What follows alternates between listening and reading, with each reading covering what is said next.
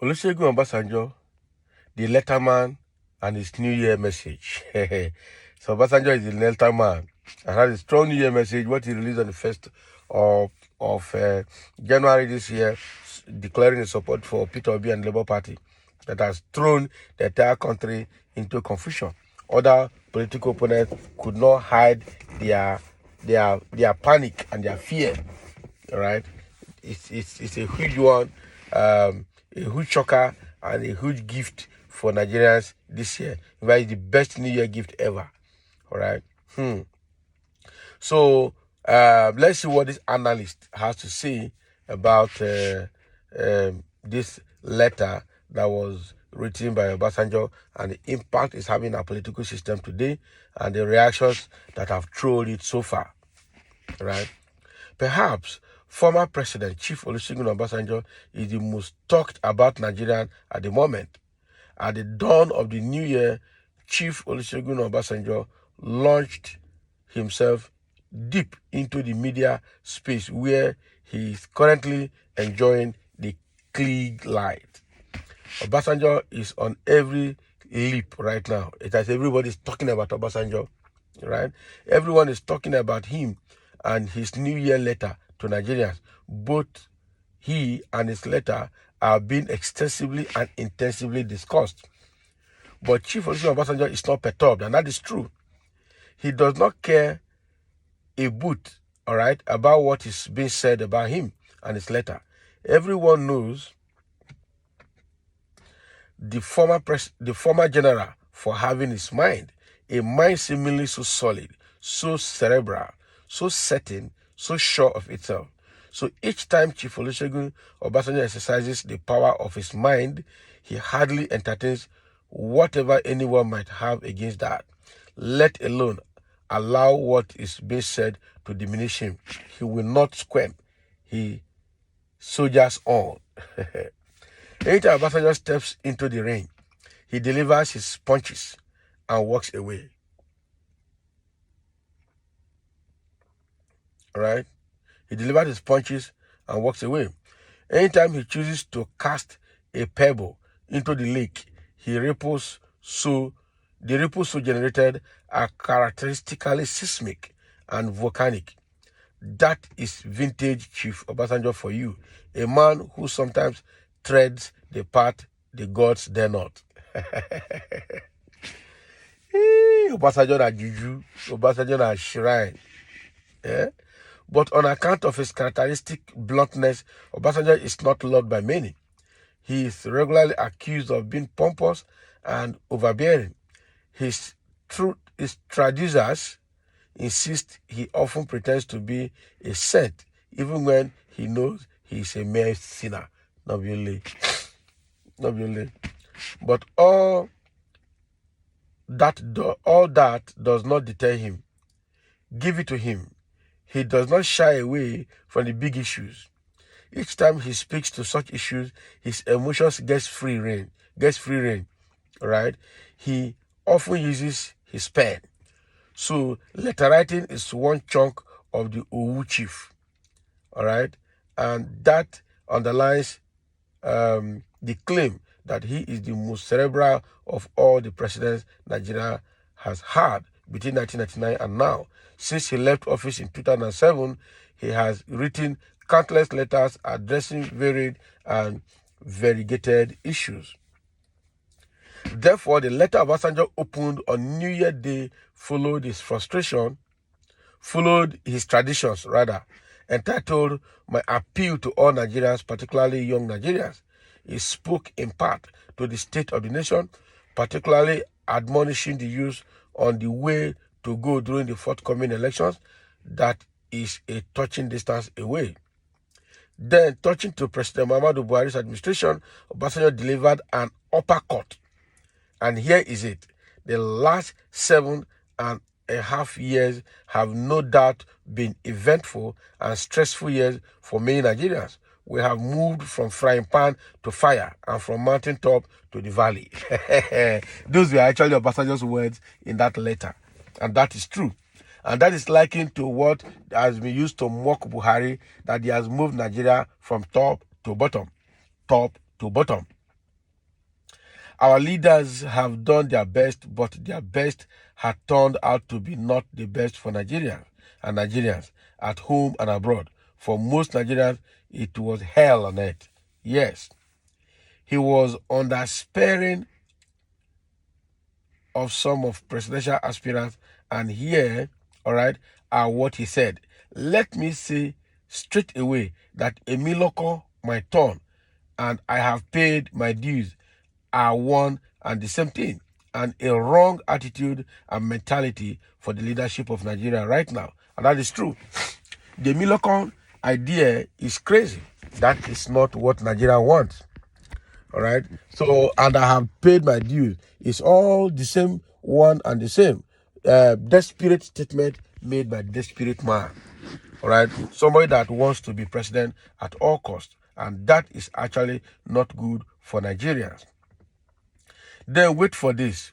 Right.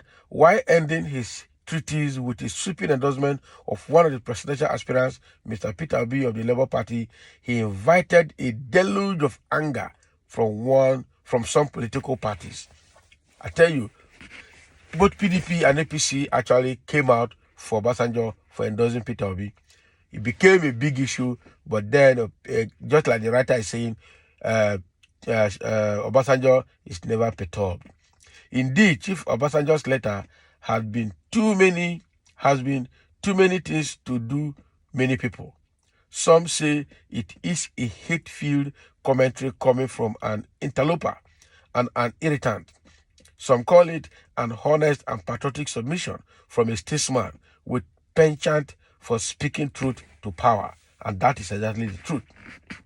Till now, the Obasanjo letter is still shaking the table. Not one person who read it has taken their minds off its content. One can see why it is eliciting an outpouring of emotions. Call it, all right, an avalanche of condemnations and commendations. All of that cascading from Obasanjo's admirers and fools alike. That is true. That is true. All right, to some analysts, Chief Obasanjo simply stirred the hornet's nest and touched the raw nerves. And now he is hemmed in, besieged and buffeted on all fronts by the presidency, aggrieved and elated political parties and individuals and groups as well. So while returning the Obasanjo fire, for instance, the presidency characterized his tirade as one born out of frustration, insisting that Obasanjo's vengeful attitude towards President Buhari is the height of selfishness and little short of moral squalor. That is the story coming from people who got frustrated and also negatively impacted by Obasanjo's letter. That is the truth. To APC and PDP, Obasanjo has helped them to find a tangent.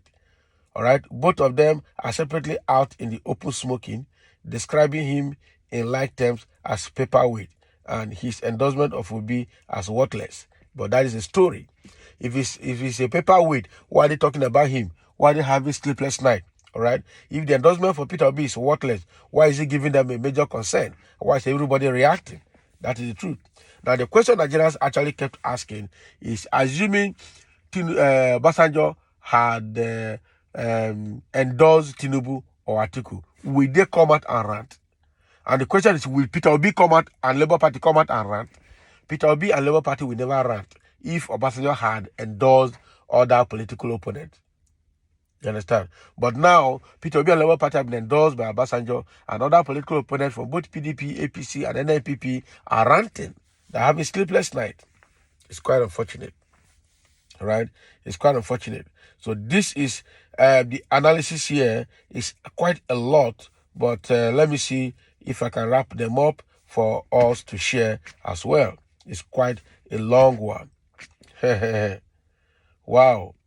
Right? The Deputy Director of Public Affairs of the APC Presidential Campaign Council, Kehinde, all right, Bami Beton, while howling out Obasanjo and his Obi endorsement declared, has no electoral value.